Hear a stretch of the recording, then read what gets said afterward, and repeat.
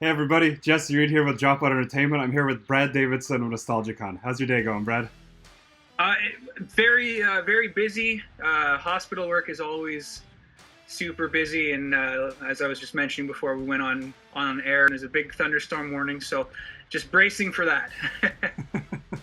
Yeah, we got some crazy stuff coming in Toronto right now, and you're bringing even more craziness to Toronto with Nostalgiacon.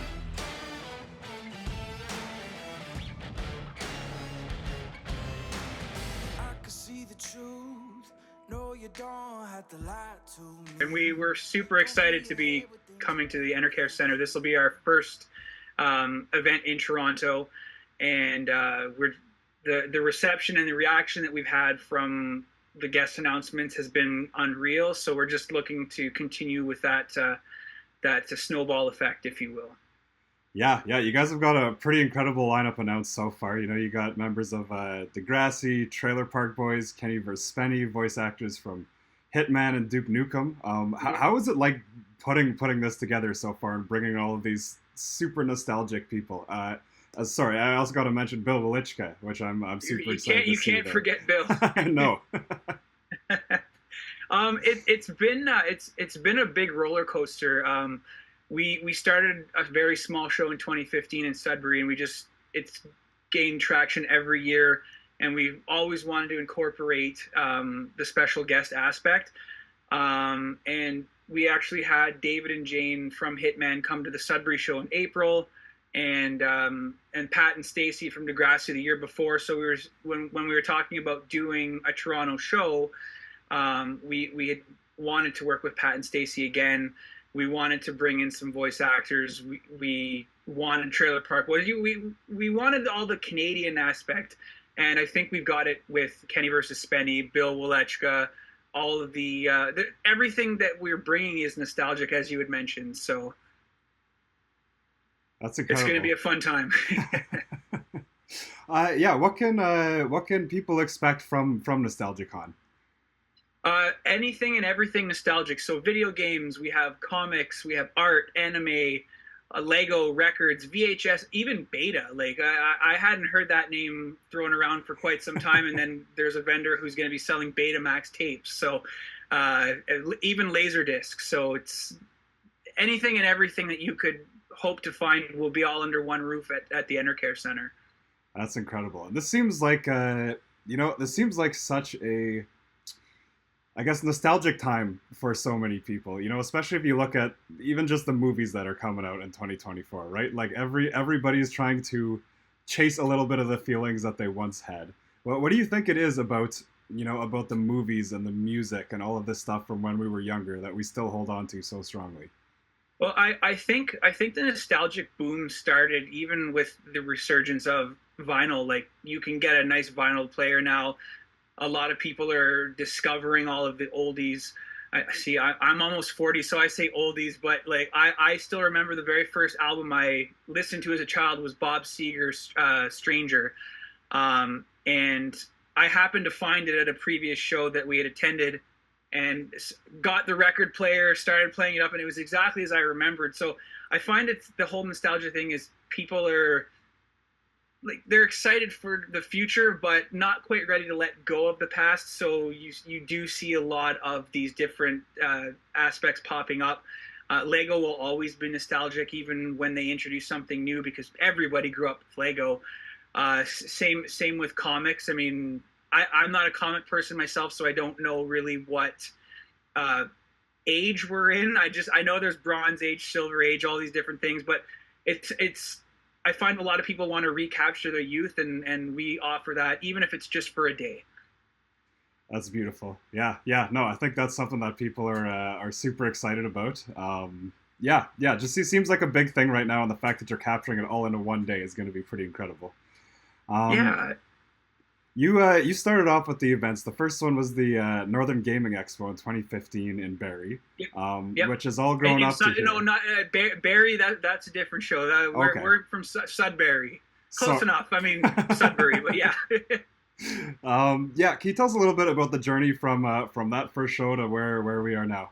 Sure. So we had actually attended a show in Barrie in 2015, and my friends and I we were like, well, we don't have anything like this in Sudbury at all. Um, didn't really think we'd have the time to pull it off because the event we attended was in July, and we were looking for an October date, and we just jumped in. Um, didn't know what to expect. We were at Cambrian College, and it was like it was a slow start. Like with any new show, vendors are a little apprehensive about joining on just because we did have some vendors coming from Barrie and a little bit past that, just worried about the gas and the hotel. But it blew away our expectations, and it's just kind of grown every single year. And then we kind of noticed, especially in the north, video game collecting kind of has peaked. It peaked 2018, 2019. People are still collecting, but not how they used to. A lot of people can now go and buy a game digitally instead of having the collection. Like I'm a physical media guy. Like I have a whole wall full of stuff behind me of video games, movies. I just believe in the physical aspect of that. But yeah, so we wanted to introduce a more nostalgic feel. We in 2018 we had Sid Bolton, who had the largest video game collection in Canada, come out. And then in 2019 we actually had Scott Yaffe, who was Wink Yahoo from Uh-Oh on YTV. And then we realized that we had something with that. So then we brought the pandemic happened, so a couple of years of not having any shows, and then when we came back, we brought in Pat and Stacy from Degrassi, and then we rebranded as Nostalgiacon. Northern Game Expo might pop up here or there, but for now, it's kind of just dormant, and our focus is on the Nostalgiacons. Awesome. Can you share one of your favorite memories from any of the past shows? Absolutely. The past show that we just did in April, I got to actually have dinner with the voice actors of Hitman and Diana, David Bateson and Jane Perry. They came to my parents' house for dinner, so it was more of an intimate thing with them, my parents, and we built this friendship off of that, where I can send them an email just seeing how things are going, vice versa. So that's one of my all-time favorites. The other one was reaching out to initially Stacey Mistician for the Nostalgicon previous, and then she had introduced us to Pat Mastriani, who plays Joey Jeremiah. And then when we booked them for this coming show in October, Pat had said, well, what if we did a Degrassi reunion, because we don't know if and when there will be another time to do this. So just the connections of building these relationships is very important to me, and I like to ensure that all the guests have that personal feel, like that they always matter at every convention, but I like to take that one step further. Even if it's a personalized gift or something for them, they're like, oh, okay, well, this is legit. So I guess it would be the connection in general, but yeah, those two stand out the most. Awesome. And I was just talking to Bill Welychka very recently, actually, about some of the nostalgia in music. There was a study that recently came out that said that most people, the music that they listened to when they were about 13 or 14 years old is the music that impacted them the most and sticks with them the most to this day. What would you say were some of your artists, like favorite artists from when you were a young teenager, that are still sticking with you today? I mean, as I had mentioned before, I really like listening to Bob Seger. Like, even when I'm at work, I'll go on Spotify and I'll just put a randomized playlist of his music. Once that runs out, Creedence Clearwater I enjoy listening to. Might get a little bit of flack for this, but I'm not really a country guy. I don't know. I'd never really listened to it. My wife loves it, so if it's on, I'll listen to it. I guess I kind of grew up in that rap grunge rock, like Limp Bizkit and Kid Rock and all that. So I enjoyed listening to them, but if I had to pick just based on nostalgia and being the first record I listened to, I'd have to say Bob Seger. Awesome. And you've got Axe and Smash appearing there. I've heard there's Yep. some some exciting wrestling stuff going on as well. Can you tell us a little So bit yeah, about that? we will have a live wrestling event taking place during the convention with our partners and friends, Project X Wrestling. They are based out of Sudbury as well, and Axe and Smash will be coming out to just do autographs. Unfortunately, they don't wrestle. Like they might make an appearance and give like a speech opening up the wrestling show or something. But yeah, they don't take those bumps anymore. Can you blame But them? they're going to be coming out. I'm not really sure what to expect wrestling wise. That's Project X in DC. They keep a lot of that close to the vest. There might be there is a rumor that Spencer Rice may wrestle Sam the Greasy Caveman. We're not really sure how that's going to work out yet, but that was put on the table as a challenge by Sam the Greasy Caveman. So we'll see how that plays out. Oh my god, I would love to see that. Yeah. Yeah, that's incredible. You've got Sam Tarasco plays Sam Lasco in Trailer Park Boys, going to Yep. be part of the event. Which is it's just such a Canadian show. But you know, it's a show that actually is very popular around the world. Some of they themselves said not something they were expecting. Yeah. What do you think it is about Trailer Park Boys that did spread so far and kind of spread this Canadian kind of humor around the world? I I think it's just the level of stupidness. It's just it's so out there with oh we have to retire freedom 35 and then they turn this into a beer and then they put a casino at the trailer park and it's just all these things that you don't expect happening actually happen and then the fact that they go to jail every season and then they come back and oh we're changed people but let's do the exact same thing with just a different lead up and it's just unbelievably hilariously silly and I think it just resonates with everybody in general just it doesn't take itself seriously in a time where the world seems to take itself seriously so it's just nice to be able to go back to that and say man this is a lot much simpler of a time. Amazing. Yeah, absolutely. I think you're hitting the nail on the head with that one there. So aside for anything that we mentioned, any other exciting surprises or anything coming up that anybody listening might want to know about? The University of Toronto is actually going to be on hand with a retro video game museum.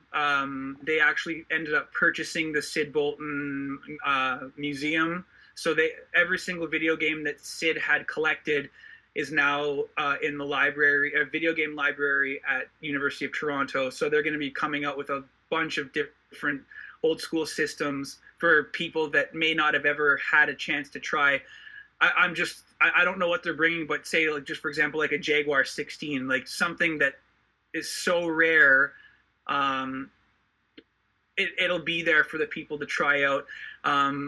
Will the Degrassi reunion? They'll be doing a panel which will actually be inside the wrestling ring. Like they won't be wrestling, but that's going to be our stage for the panels is inside the ring. So it's just we wanted to do something that I have never seen done at a Toronto show before. So we're looking forward to seeing how everything plays out. There will be food on hand as well. So if you're coming hungry, there's going to be a couple food truck vendors in the actual venue as well, so people can the drivers can just drive their vehicles into the venue itself. So Amazing. Well, I gotta say, I really commend you for putting this on. It sounds like it's going to be a really incredible event. That's I feel like going to be a really incredible day for a lot of people. I hope so. I mean, we do have VIP tickets for meet and greets with everybody. All that information can be found through. Sorry, I almost said Ticketmaster. I'm so used to hearing that. Through Eventbrite. Or you can go to our website, www.northerngamingevents.ca, and there is a link for tickets there as well. But you definitely don't want to miss that, especially with Degrassi, Kenny versus Spenny. This could be the last time that they're together. Like, I mean, it's very difficult to get the Degrassi cast now that they've all got their own different career paths. And the fact that we have 6 of the original cast is pretty big. So the last time they were all together was for, I believe the show is called Degrassi Palooza in 2019. So they haven't been together since that time. So we're really looking forward to being able to have them come to our event and meet all of you fans. That's incredible. Okay, last question I got for you here, two-parter. A, Sure. how hard was it to get all of these incredible people, together for this event? And B, just how rewarding is that feeling when, you get the thumbs up, I'll be there? Well, I'll answer B first. It's such a good feeling, and like so, a lot of the guests that we have coming, I reached out to initially for a podcast that me and a couple of our friends had done, and it just kind of snowballed into, okay, well, you have that connection already, so let's just see if they're interested in coming, and 100% of them said yes.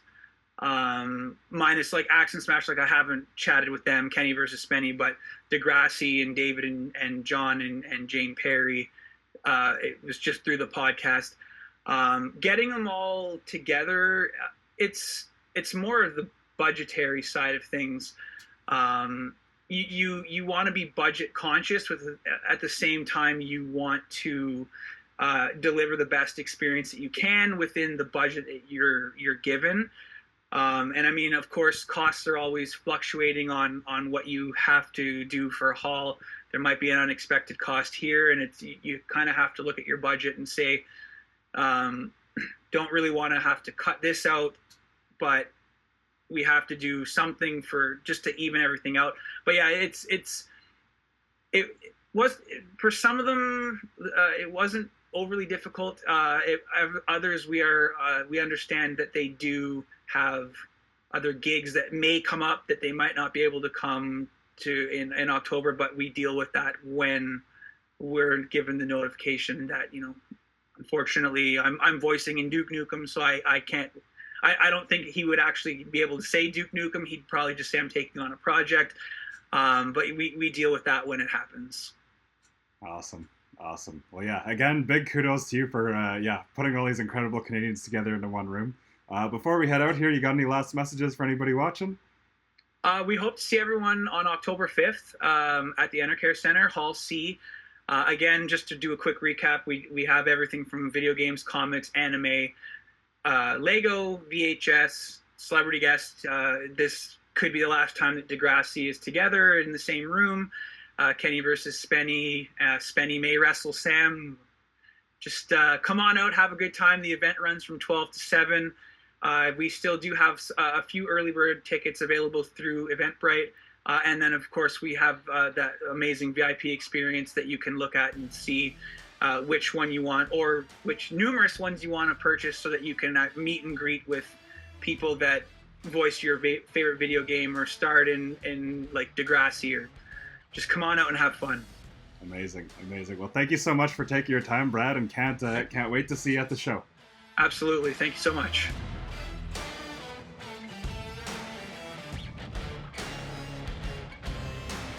I can see the truth. No, you don't have to lie.